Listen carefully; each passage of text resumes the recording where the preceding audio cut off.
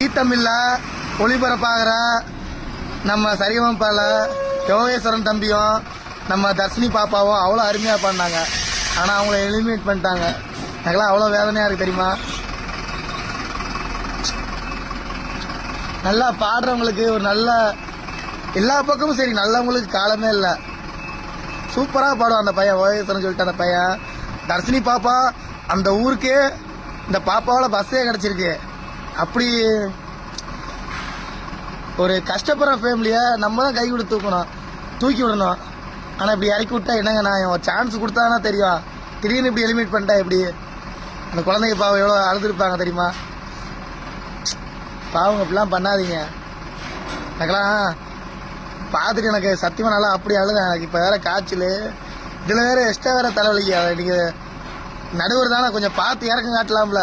பாவம் தானே, நீங்கள் காட்டலாமா? நீங்கள் காட்டாமல் யார் காட்டுவா? என்ன சொல்கிறேன்னு எனக்கு தெரில சத்தியமாக.